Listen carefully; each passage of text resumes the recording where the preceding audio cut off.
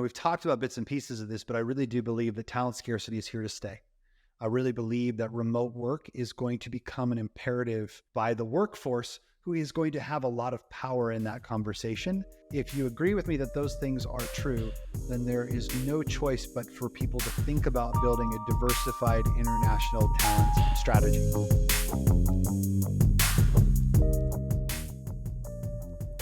Hi, I'm Boaz, founder and CEO of Simply Augmented, and I'm excited that you're tuning in to Shift AI, a show that explores what it takes to thrive and adapt to the changing workplace in the digital age of remote work and AI.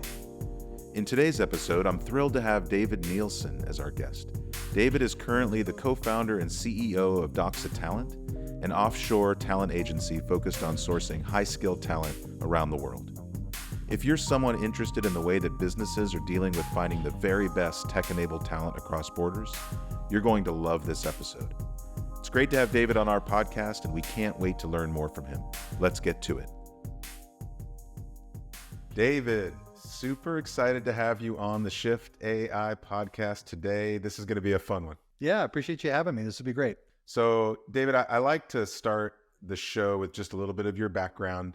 We've known each other for a long time just because your involvement in EO.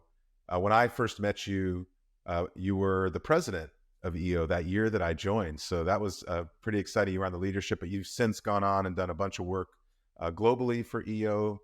Your first company was in real estate. And then the next company, Guidant Financial, was a company that was more in the financial services space. And now you've segued to DOXA. You're the CEO, founder, co-founder, and CEO of DOXA Talent. And I'm really excited too, because we at Simply Augmented have been working with you on some of the technology solutions. You've got really, really interesting ideas about the way that talent and AI come together. And so there's a lot to unpack on today's show. Did I get everything right? Yeah, no, it was, I think it's a good introduction, a great place for us to start. Awesome. Well, one of the things I wonder about is, previous to all of your professional career, when you think back to the early talent that you had as a young person, what was the first job where someone actually gave you money for the work that you did? Well, I think like a lot of young kids, I had a paper route back when they actually had physical newspapers. But the one that I actually really was what I would call my first real job. I was actually working at Subway, the franchise that sells sandwiches. I worked at Subway when I was 15 years old and actually through high school. And it was actually then that I got introduced to franchising and small business. I got a chance to manage 3 stores, Covington, 2 in Maple Valley. It was just a tremendous learning opportunity. Got sort of whet my appetite for business ownership in the first place. Yeah. Was business a part of your family? What did your parents do for a living? Did you guys talk about business at the dinner table? Yeah, a little bit. My dad actually was the president of a fresh Christmas tree company. So if back when we were growing up, you go to a Safeway or a Fred Meyer or even a Walmart or what have you, you go to the Christmas tree lot and pick up a tree. Many of those came from my dad's business, which was an international fresh Christmas tree company. It was funny because actually I started my second business, Guidant Financial, and years after that, my dad decided to purchase that from the original owners as they were sort of aging out.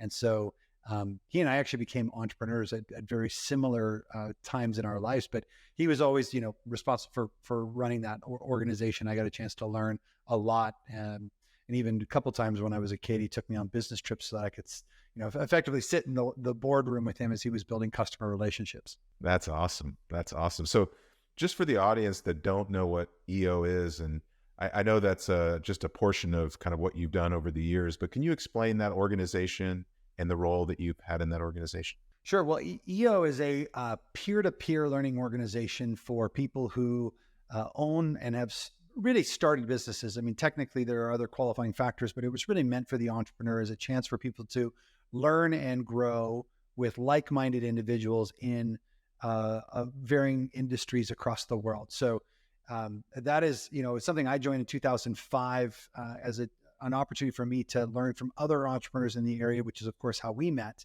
But it's funny, I joined the organization because at the time I started Guidant, I was 24 years old. So I was young, really had no idea what I was doing. And I felt like it was a great opportunity for me to learn from other individuals. And it was really purely a business decision. You fast forward to today, and what I didn't realize is that it would be the greatest source of both personal and professional growth for me over that period of time. And it's become really my tribe, my community. So most of my close personal friends, a lot of the people that I go to for advice and mentorship fall within that organization. And so, for me, I became really passionate about it because I was getting so much, and I found the more that I gave, the more that I received from the experience. So, as you noted, I started to step up into leadership positions, and I think I was president of Seattle in 2012, and today I actually serve on the global board of directors. So, get a chance to be part of the organization's, sort of governing team over all of you, which now today serves 18,000 members, and I think somewhere around 70 countries. So It's interesting you say that because I have the same experience. My best friends are also from the organization, and I think meeting folks like you over the years, there's a feeling in the organization of graciousness, and I know that you've been one of those people that really you're gracious with your time and with your advice, and so I appreciate that about the general ethos.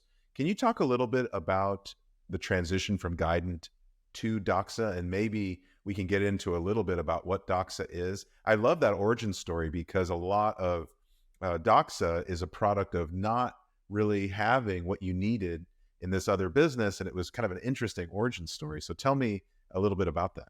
yeah, so well, look, for the backstory, I started in a company called Guidant Financial in 2003, and the business helps new entrepreneurs find capital to start or buy a business, primarily with less than $1 million. And then we provide tax and accounting, payroll, and 401k administration services to these companies as they continue to grow. So it's it was a fun business and one that I enjoyed working in for almost 2 decades. But you and I are both from Seattle. I sit in Boise, Idaho today, but I lived in Seattle for over 35 years. And from 2010 to 2020, the landscape changed significantly, right? There was this technology boom. Seattle became sort of the second Silicon Valley of all these different unicorns, this really supportive entrepreneurial community, and a very small workforce. And so, over the course of that decade, we saw, while we were continuing to grow, that labor was starting to outpace the growth rate. And that's not a sustainable trend. If you flip that to the other side, we also saw that our team members were having to move further out to be able to afford to live or buy homes. And so commute times were creating a situation that I would call just a quality of life issue for people. And so we had to start looking at different alternatives. We actually started by decentralizing the organization and opening up a satellite office in Boise. So we were going to go with this multi-campus sort of strategy, but we also knew that we were going to have to move into lower cost geographies. And we chose to start outsourcing some of the work in our business. Originally, we worked with an agency. I didn't want to go direct because I just didn't feel like I understood that market well enough. So we started working with an agency and just didn't like the experience. Philosophically, we were a best place to work multiple times in Seattle. We wanted to pay well. We wanted to provide full benefits. We wanted learning and development to be a crucial part of that. But we also needed strong technology in place so that we could be a flexible employer without compromising data and security. And we just found that the market was really built for either large-scale organizations who had a high volume of repeatable tasks, or these mom and pop organizations who just needed a VA, like a jack of all trades, Swiss Army knife to help them with random tasks. And I needed skilled workers. So we started building sort of process and systems on top of this agency that we were working with. But when the pandemic hit, the world got flattened in an instant. Everyone realized at that point, this debate, should we be remote? Should we not? Nobody had a choice. We all went remote. And actually, most companies found that they could be very productive in that environment. But then on the flip side, you have this talent scarcity issue starting to creep in. So long story short, we took the sort of way we onboard and train our people, the way that we teach our leaders to be remote managers, how we think about development in a remote environment, and then the tools and technology, and productize that, spun it out, started DOXA, and now we're helping other companies figure out how to tap into new international labor pools, but do it in a way that creates a win for them and the employee, which is something I had not seen done well in the market prior to. One of the things that I've been reading about, which I think is interesting, is that you have such loyalty within your VIPs, what you call your talent, that there's so much inbound, and you've been able to kind of foster this sense of loyalty in a market where that's not always the case for businesses like yours. How have you done that? Yeah, so it's interesting. First, I'll just share for people that aren't familiar with the outsourcing industry, the acceptable standard is 50% turnover annually. Okay, so if you think about that, the companies benchmark themselves to say, like, if we can keep people for 2 years, we consider that a success. Well, to me, that's a terrible model, and I think that's because historically, it's outsourcing has been the work that you don't want to pay for here in the US, and you just want to send it off to a geography and get it done there. And so it's really task dispatching or administrative positions. We wanted to move up into the skilled labor category so we could help people grow businesses with things like software engineers and accountants and things like that. But in order to do that, one, we had to provide them the stability of employment and make sure that they had great wages, full family benefits, but also invest in career development. So we've got a full L&D team. We work with our clients to make sure that there's visibility into a career path so that there's alignment for that. That gives the VIP a sense of not only community and stability, but a sense that they're going to be able to grow as a professional in the future. And historically, that just has not existed or done well in the industry. And so that's a place that we're changing. So today, about 40% of the people that are coming to work for us are actually being referred by our actual team members. So not only is there, do we have high retention, but we also have, sort of created this unofficial recruiting force within the Philippines. Yeah, it's like a farm club that is bringing folks into the fold. Well, that makes perfect sense. I mean, I can see why it's just unusual to have that kind of commitment to the employees, and in turn, you're getting a lot of commitment to your company. So full disclosure, you and I are working together on some AI projects, Simply Augmented and DOXA is working together.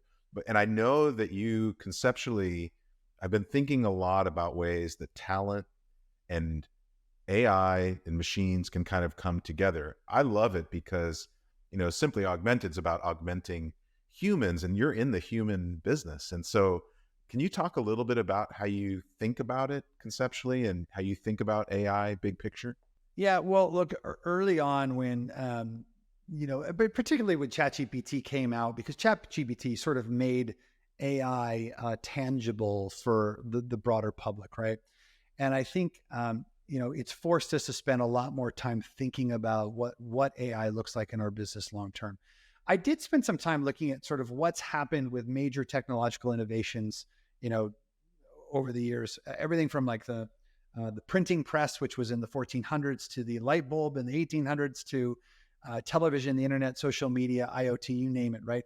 And in most cases, yes, there were industries that were disrupted, but many others were created. And in fact, as a result of each one of those, more jobs were also created. Now, AI probably represents the greatest risk to workers over an undefined period of time, but I just happen to be of the perspective that there still is going to be a need for human interference, and that AI will be an enabler for us to do more, to be more productive. But I don't foresee it eliminating jobs in a widespread fashion per se. So for us, we've been spending a lot of time thinking about where are there places in our business where we could start to leverage AI to help us be more efficient, to produce more, to increase our capacity. And that's why, of course, we started having conversations with you guys and have started now, making investments in that way. What has the response been from the VIPs, boots on the ground, as they're getting these superpowers? How has their response been to you? I think people are still cautiously optimistic. I mean, for us, we're leveraging it in a lot of different ways, from design to content production, you name it, right? But I think there's still sort of this you're seeing a lot of news around this particular topic. So I think there is this sort of, maybe a low level anxiety around what does this mean for me in the future. But I think the more that we embrace it as an organization, the more that we show it as an enabling tool, not a destructive tool, I think the more that we'll create believers out of them, and that we'll see greater adoption as we roll out some of these new initiatives. Yeah, I think that's really, really interesting. I recently had T.A. McCann on the show, And also, he was on a panel that I was moderating in Seattle, and we got to talking about DOXA and about DOXACon. And he went last year and had really, really amazing things to say about DOXACon as an experience. And I want to know a little bit about the origin story of DOXACon. Like, how did you think to do this? And then what has that conference become for you? Can you describe that a little bit? Yeah. So DoxaCon, well, let me go back. So I told you the story how we built our own sort of offshore capability at Guidance. And I used to go back every 6 months to go meet with my team, to break bread with them, to build community, because we know it's so important to that particular culture. Now, today we're in Kenya and Colombia and there's Kazakhstan and Vietnam and the Philippines, but at the time we were primarily Filipino based. I used to go back there all the time. And I remember there was a gentleman who's actually an EO member out there who said to me multiple times, hey, look, you should create your own BPO because you guys are doing something so different. I've never seen people come out and visit their teams. And I just thought it was such a fundamental part of who we were. So when we created DOXA, we decided to create DOXACon as a way to sort of catalyze relationships, to build community, to bring both our team members and our clients together for a chance to give back to the community, which is consistent with our purpose of lifting up global communities, to create a day of learning so that we're investing in the education of both our clients and our people to help expand their sort of awareness around sort of cutting edge business practices, tools, techniques, which is why we're bringing you out to speak on AI. And then the third day is really around team building, and then ending with a celebratory party. So people that are flying out there, we tell our clients, look, you pay for your airfare and your hotel, the rest is on us. And we curate these great experiences. And again, the idea is really anchored around our belief that in a remote world, which we're a fully remote organization and our clients work with our team members remotely, that culture is no longer about fun and about, family. It's really around connection. It's connection to the purpose. It's connection to the leaders. It's connection to the community, but then it's also a connection to the client. And so we are trying to build relationships in all of those different experiences. And the inspiration came from that. That's one of the things that I'm most excited about. I'll be going this year, and I realize that there's a huge community outreach component to the experience, which I'm really, really excited about checking out. And I think that's something that also is unique, that there's real intention behind that. And I think that doesn't go unnoticed. And as I have been working with you guys more closely, I realize that it's not just about this one place, that you've got a vision for lots of other places around the world with different kinds of communities that are untapped. And I've been actually working with some folks in Africa lately, and I know that you've been thinking about Kenya as a place that you're looking at. Can you speak to the way that you see the world and how you see this evolving? It's really interesting. Yeah. So, well, first of all, I think our purpose is to lift up global communities by creating meaningful work. And that's not limited to one geography. We see lots of opportunities across the world. One thing I've been spending a lot of time thinking about is demography. And have you spent much time looking at or learning about population pyramids? No. Okay. So there's this, very, very high level, and I won't spend a lot of time on this, but, if you look at birth rates globally, in fact, I just saw this the other day, the North Korean leader was literally begging people to start having more children because their population is in decline because, after World War II, as, the US government started to sort of open up waters for trade across, the different countries, people started moving away from the farms and into these industrial centers. And as a result of that, when you're on the farm, you have lots of kids because those kids are free labor. But once you start moving into the cities, you start having fewer and fewer because they become more of an expense. And so if you look at birth rates across the world since 1950, they are almost across the board in decline. And so what ends up happening is you have these population pyramids, and a healthy population pyramid looks like a really wide triangle, right? You have this aging workforce, but you have a younger, more vibrant and larger workforce coming behind it.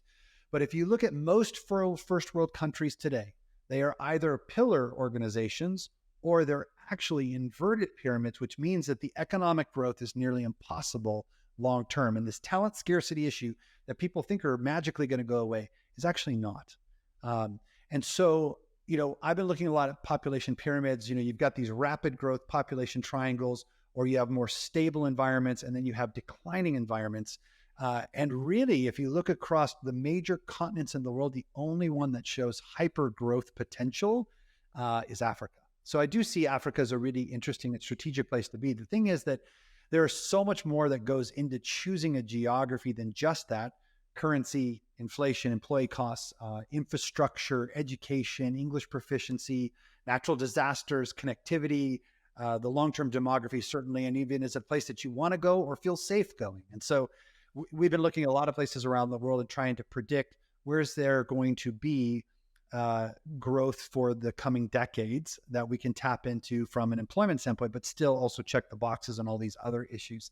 So Kenya is one that we've been testing into and that we've seen some real promise in. Colombia is a place where we've opened up operations, and we're also in Vietnam. So we see some exciting potential there, and certainly other places around the world.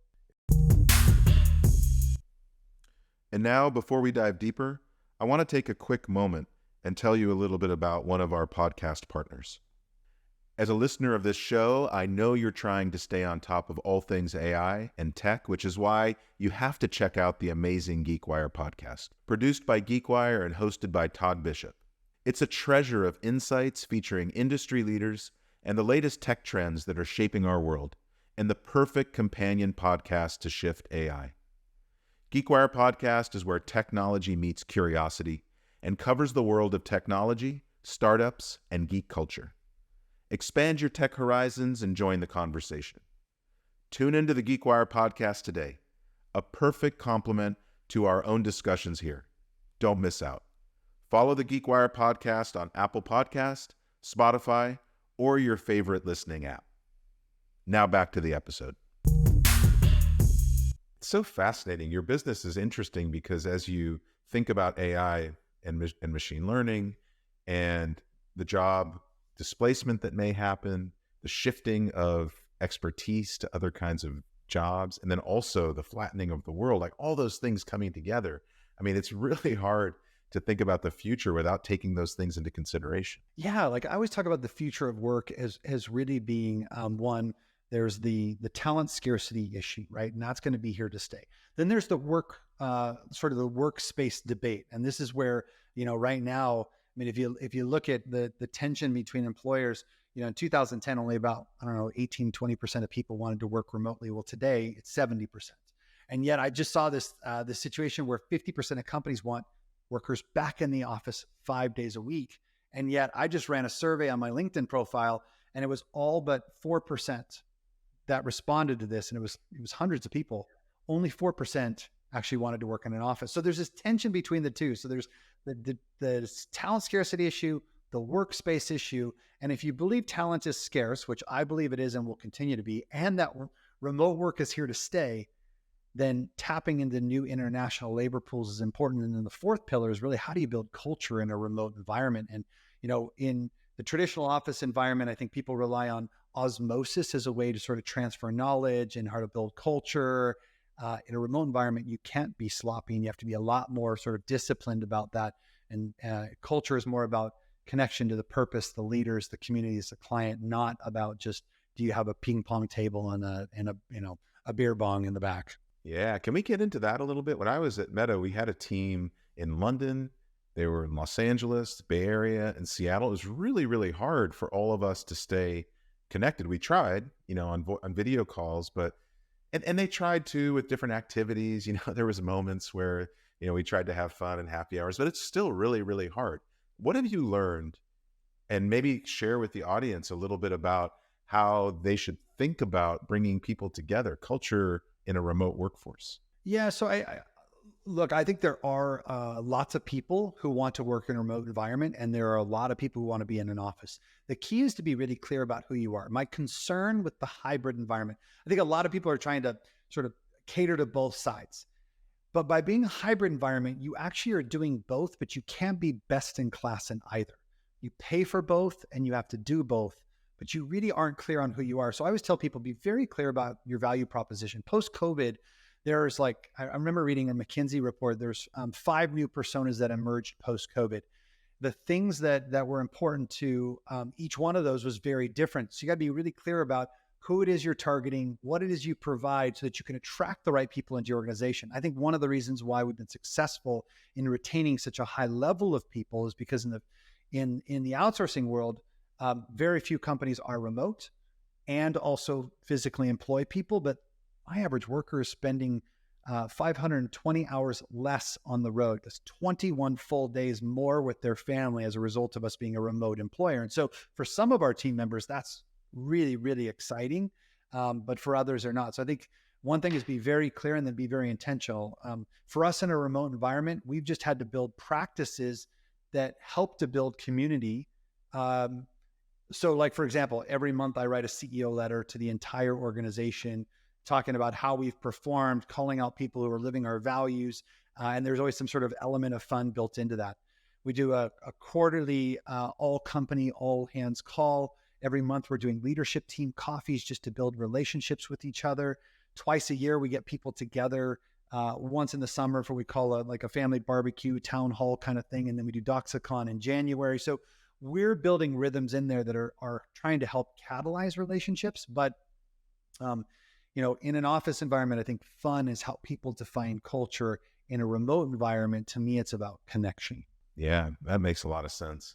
Well, I'll go back to, what I said before about some of the culture that you've created. It's generated a lot of loyalty and a lot of people that want to work for you. And I want to kind of introduce the teaser of some of the AI that we've been working with you on. And part of the problem that you had was so much inbound of people that are sending you resumes, so much so that the team couldn't process all of them. And I'm wondering if you could talk a little bit about the AI tool that we're going to be announcing in Manila pretty soon here in a few weeks. Yeah, well, let me define the problem. I think that's the part that is probably the thing that people really get is, so we are in the business of helping companies to find qualified talent for specific full-time roles that they need to fill. So, we're not task dispatching or outsourcing specific outcomes. It's if you need a great software engineer or a great accountant or someone in a sales development role, we go out and find someone specifically suited for that. So I don't have a bunch of people burning a hole in my pocket that I want to push into your business that we hope fits. We actually go specifically looking for that individual. So as a result, we get a tremendous amount of job orders from our clients saying, hey, we want to fill these roles. And then we're out trying to find candidates. To your point, and this is a positive problem, this year we've had to process over 60,000 applications. Like that's a lot. And we were struggling with, hey, look, if I am trying to find you a great accountant and I get 500 applicants in day one, how are we going to ever sort through those and give them the time and the attention and find really those diamonds in that pile without deploying just a huge amount of human capital, which also has, errors and other issues associated with it, not also including cost. That being said, when you and I got on the phone, we started talking about this. That was where the light bulb went off for me. So what we started to develop with your team was a way to filter those resumes to those that best match the actual job description. So instead of trying to go through 100 applicants, we're spending our time with the 10 or 15 that have the greatest chance of being an appropriate placement. And so, this is something we're going to launch for commercial purposes in January, but we've been testing it side by side our people, and we're seeing tremendous results in terms of making sure that we're dedicating the time and energy to the right applicants. Yeah, it's super exciting. The testing and the evaluation so far is looking amazing, and I'm really, really excited to launch it. So one of the questions I ask folks, and I think it's really meaningful for a lot of guests that come on the show, is to think back about individuals that really impacted them through their career, mentors that had a huge influence on their lives. Who are those people for you? So there's instantly there are three people that come to mind for me. One is Dave Parker, who you may know locally in Seattle. Another is Stephen Roche. And then the final is a gentleman named Lex Sisney.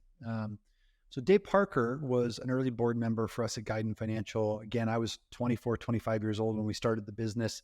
And I was looking for someone who could sort of help mentor me along. And he was one of those early people that invested a lot in sort of our in helping us to define our go-to-market strategy and thinking about how we deal with both acquiring and serving our customers, helped us from a board, sort of developing our board and our board governance practices. So for me, that was really foundational at a very early point in my career. And he's someone that, over time I developed a great friendship with, and I still call on occasion when I'm struggling with something. I always appreciate the perspective he brings and how he thinks through the lens of frameworks.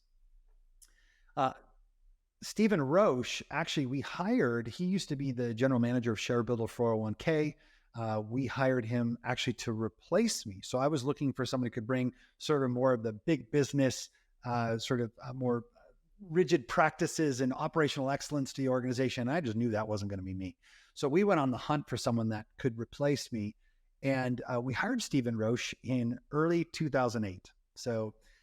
2007. And so unfortunately 2008 happened, and he at that point looked at me and my co-founder and said, "Hey, look, guys, the world is changing every single day. We need to reduce expenses, and I'm not a founder. So let's just call it what it is." So he was really gracious about stepping out of the organization. He remained a board member, and then he went on to actually be the COO of, at the time it was Cascade Capital, which is Bill and Melinda Gates' investment manager, and then became the CEO of the Walton Foundation, or the family office there. And so Walton Enterprises. And he's just, the thing I appreciate about him is he's seen wild success, and yet he's still the same sort of very approachable, very thoughtful, very humble leader, but very smart, very decisive, very strategic. And so he's someone that early on not only helped to bring some operational excellence, that chops that we didn't have at Guidant at the time, but also helped us to invest in technology that would be an enabler for the business long term. And so I've got a tremendous amount of gratitude for that. And the final one is just Lex Sisney. Lex is a business coach, actually, who wrote Organizational Physics and Design to Scale. He's someone that I hired to sort of help coach me and my business partner years ago.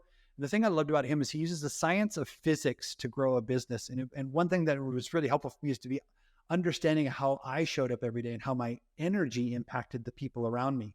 And there's a connection between that and Stephen Roche, because Stephen Roche was in the awkward position of giving me a review, and we elevated him to CEO. And at that point, me and my business partner owned the entire company. He was the CEO, and yet he was giving me a review. And I remember in it, he said, "Dave, you have the energy to lift up a city or bring it to its knees."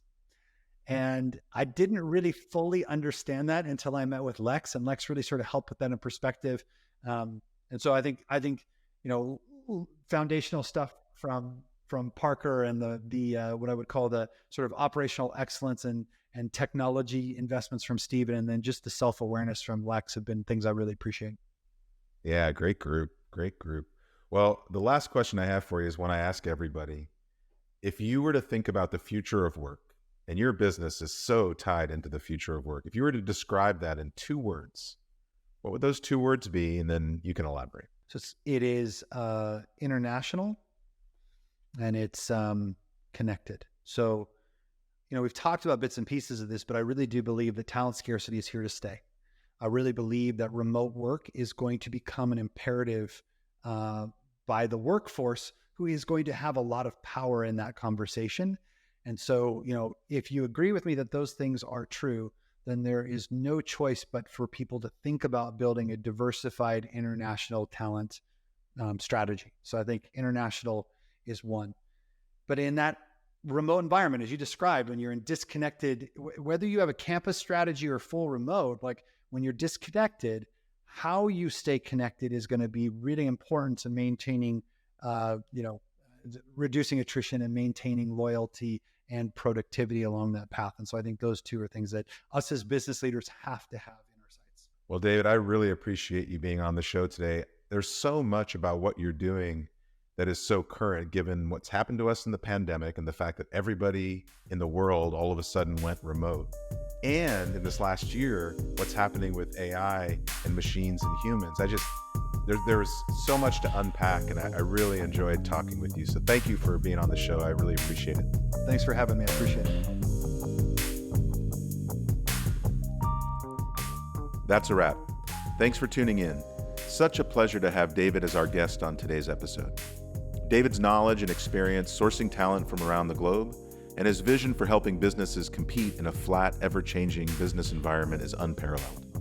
If you want to learn more about David, you can find him on LinkedIn and Twitter and at doxatalent.com. If you are interested in how he thinks about AI and a tech-enabled workforce, definitely connect with him and keep up with his posts and activities online. I continue to be amazed by the guests we've had on the show, and I'm excited about the ones joining us in the near future. I truly appreciate you spending your time with us. Thank you for listening to this episode, and don't forget to subscribe to the Shift AI podcast for more exciting interviews and to the Simply AI Weekly newsletter for updates on how AI can help you scale your business.